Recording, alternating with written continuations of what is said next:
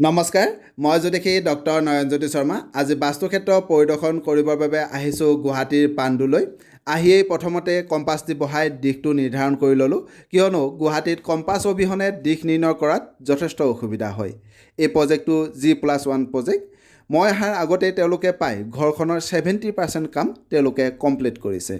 আহি মই দেখিলোঁ তেওঁলোকৰ ওপৰলৈ উঠি অহা চিৰিটো আৰু কিটচেনত সৰু সুৰা বাস্তুদোষ আছে। এইখিনিৰ বাবে তেওঁলোকক প্ৰতিকাৰ আৰু ৰিমেডি মই দিলোঁ। যদি আপোনালোকে নতুন স্থানত নতুন গৃহ নিৰ্মাণ কৰিব খুজিছে, তেতিয়াহ'লে এই নিৰ্মাণ কৰিব খোজা মাটিডৰা বাস্তুসন্মতভাৱে উপযুক্ত হয় নে নহয়, বা ঘৰখনৰ কোন স্থানত কি নিৰ্মাণ কৰিব খুজিছে, এজন অভিজ্ঞ জ্যোতিষী বা বাস্তুবিদৰ পৰামৰ্শ লোৱাটো খুবেই ভাল।